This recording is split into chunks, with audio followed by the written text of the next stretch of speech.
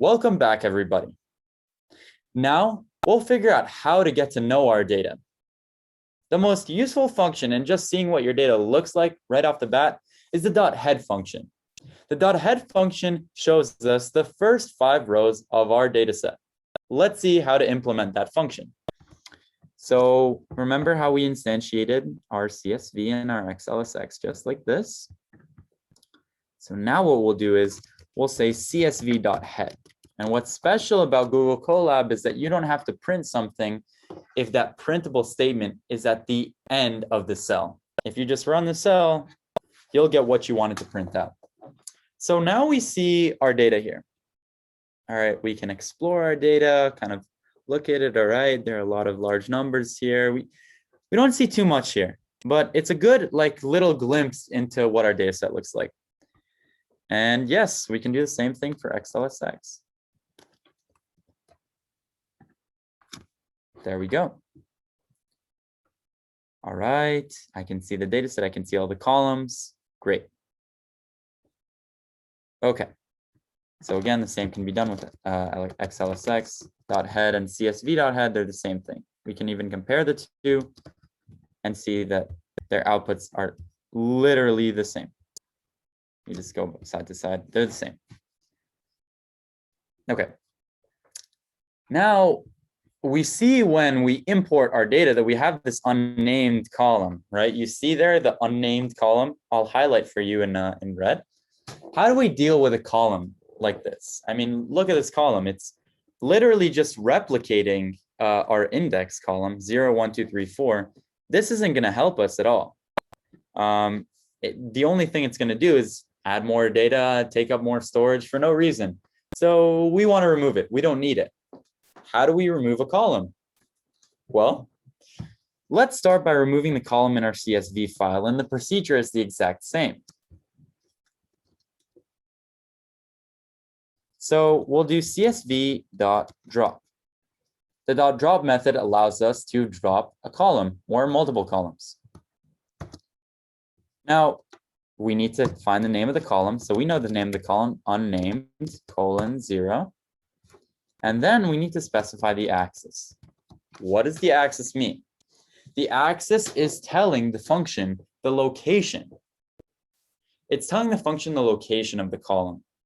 Axis equals 0 means, hey, function, look for this. Axis equals 0 means, hey, function, remove all the entries where this column has an entry. We don't want to do that. We want to say axis equals 1.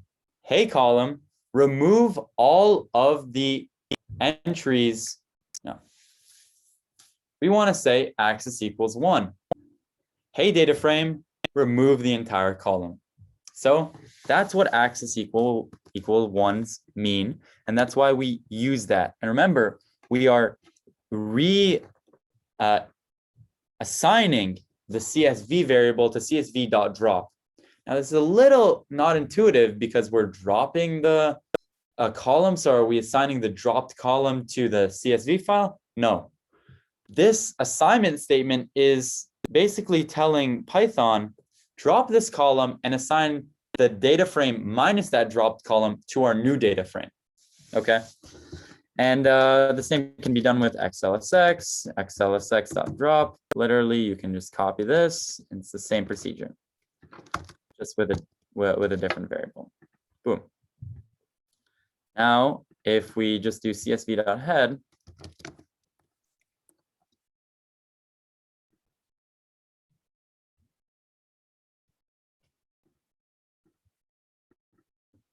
there we go. If we just do csv.head, there we go. We no longer see that unnamed column. Great. For the sake of saving time now, we'll stop using the XLSX file and the CSV. I just wanted to show you that you could do operations on both. Okay. Now the question is, how do we understand how many rows and columns are in our data set? That's called the shape of our data set. Well, Pandas data frames have really useful functions.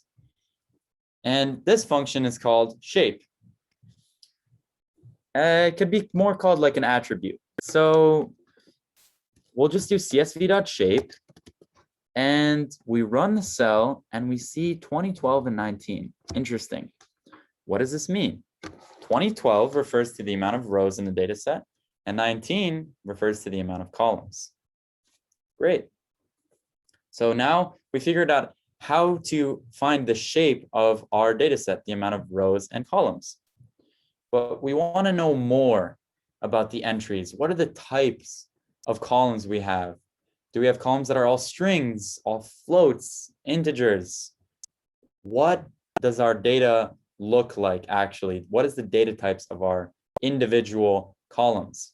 Now, a long time ago, people used to have to go into the data set and individually iterate through the data set and see what's the data type of this entry, what's the data type of this entry, and if they weren't consistent, we would run into errors. But with pandas and panda data frames, they're really cool, and they have a method called .info. Of course, there's a method for almost everything.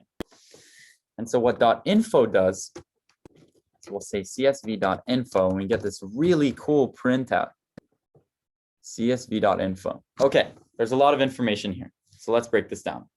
2012 entries, 0 to 2011, that's just referring to the index.